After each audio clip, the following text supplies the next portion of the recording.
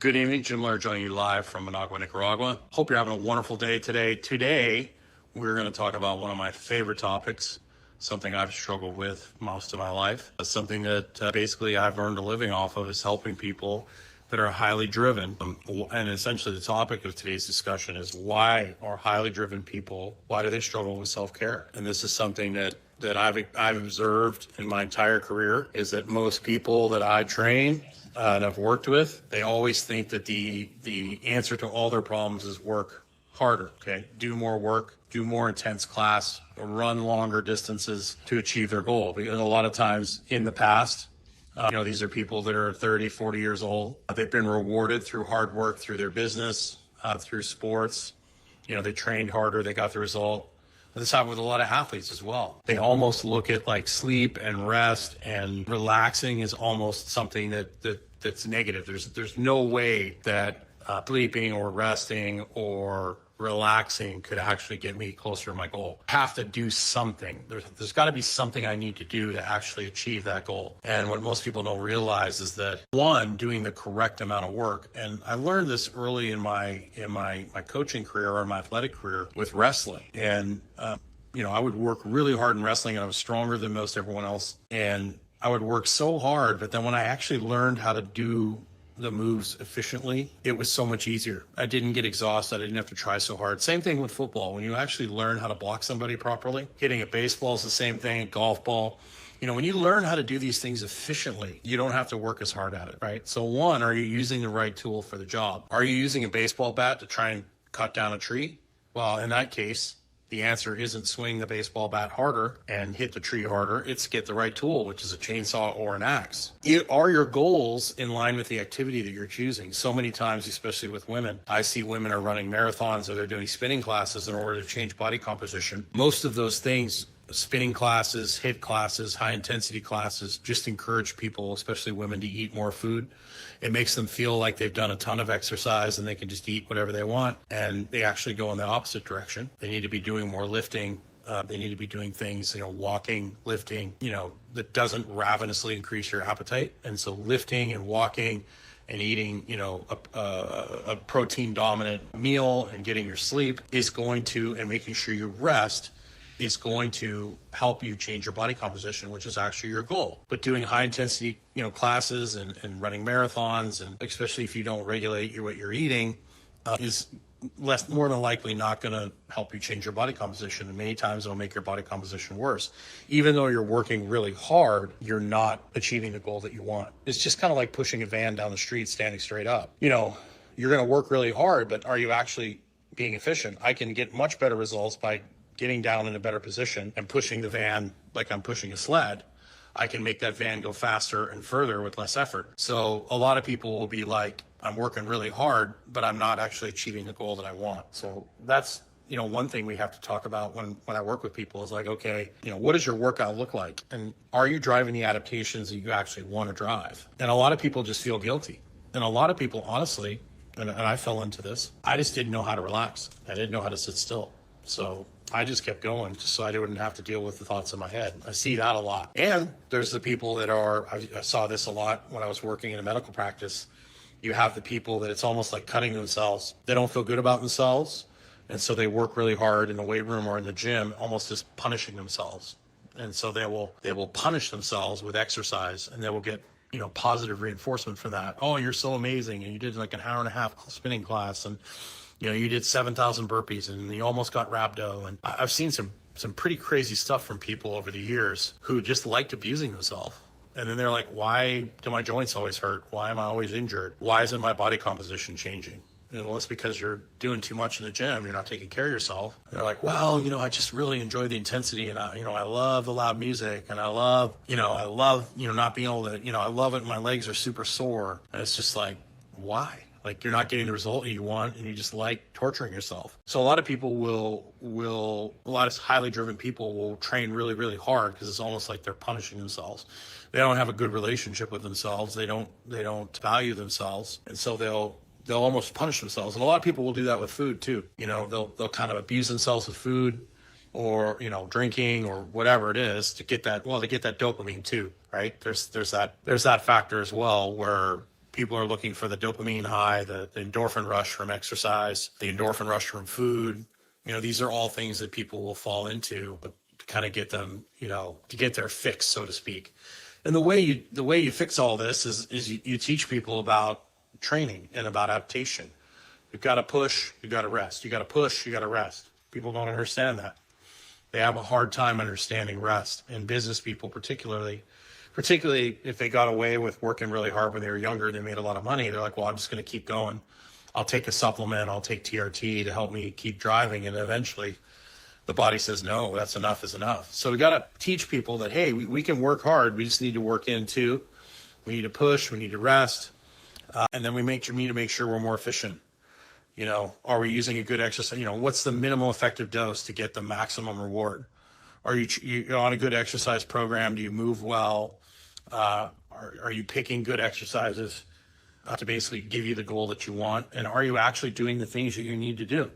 And that's where somebody like me comes in.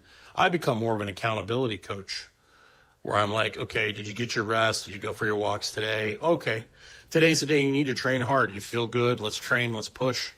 Tomorrow is they'll go to great Charlie Francis, high, low, high effort on one day, medium effort, GPP work to help build resilience and recovery. And you alternate between high effort, low effort to help with recovery. So you want to push one day, back off the next day. That doesn't mean it's easy, but it means it's, less stress on the nervous system.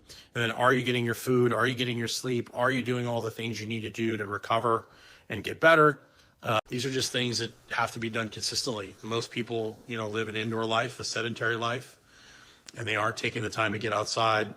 And then, because their circadian rhythm is broken, because they're not going outside, because they're on screens all the time, then they're needing to do, junk food to get the dopamine hit, or the screen, pornography, or whatever it is, nicotine. Their body's just not in a good place. It's not healthy. So they're using all these different things to basically medicate themselves.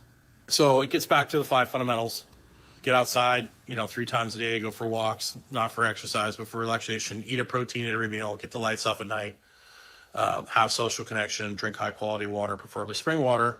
And then you get into like being on a, depending on what your goal is, if you just want to look good and feel good, 2 to 3 weeks of days a week of strength training, walking 3 times a day for 10 minutes, play a little bit of tennis or pickleball a couple times a week or something along those lines, something that's active, where you're moving around a little bit, depending on your age and ability, and you got it covered. That's really it. And then obviously, if you want to, push performance, then it's a different conversation. But you don't have to be doing massive amounts of HIIT sessions. You do 3 or 4 high intensity sessions a month that are the last 10 or 15 minutes, and you're walking and you're doing some lifting sessions. That's all you really need to do to get good results. A lot of people will take it way beyond what actually needs to happen. So that's just a few thoughts about my super highly driven people that I usually deal with. That's the vast majority of the clients I've trained over the years. I got 2 camps, so people that haven't done anything, and a lot of times they're easier to deal with because, you start them slow, and then you just do a little bit more and a little bit more, and you just build on slowly, where it's almost impossible to deal with people that have been like, burned themselves out or wrecked themselves, to like, hey, you're feeling good today, it's time to go home. There's what? I got to do another set. I get, or they start, you get them, they've been burned out for a long time. They have, they've been hurt or injured, and then they start feeling good and they just take off like a rocket ship. I had one guy, oh, God bless him. He actually talked to him today. I trained him for over 20 years, and I got him in a much better place. And he was in pretty rough shape when I started with him. And he decided, he was in his 50s, I think, and he decided that his houseboat got stuck. And instead of waiting for somebody to come and help him, he jumped off the houseboat and tried to push it off a sandbar and blew his Achilles tendon off. This guy had no business trying it, but he felt so good. He felt that he could do it.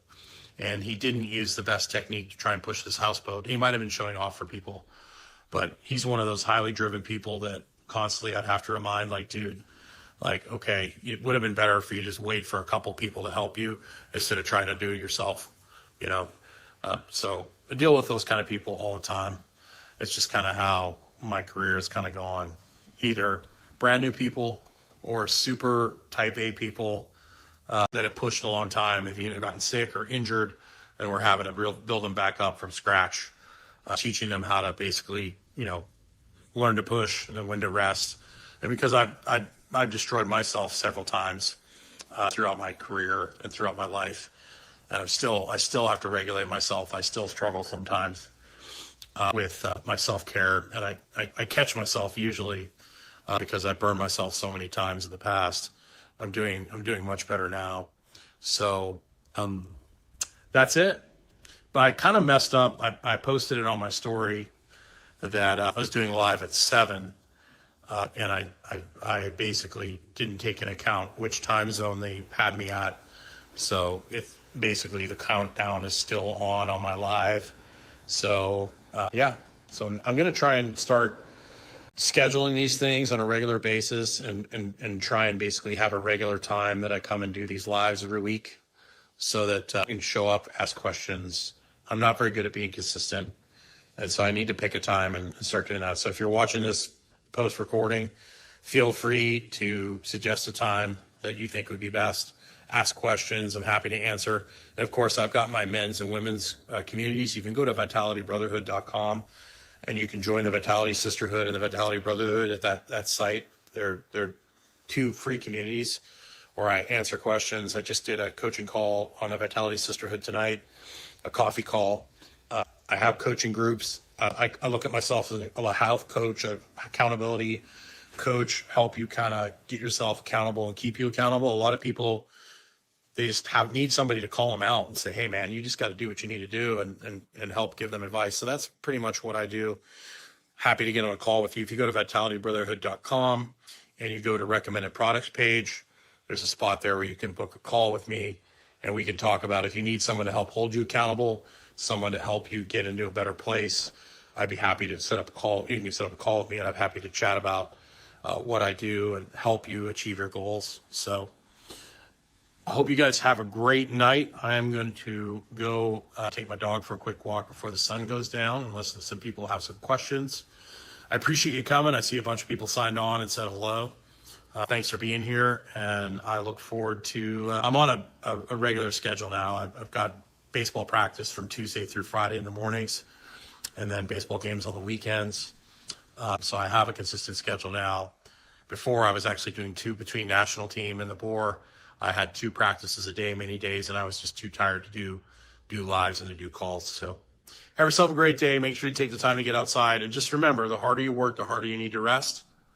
And make sure you're using the right tool for the job. Are you trying to cut down a tree with a baseball bat? Not a good long-term strategy. Take care.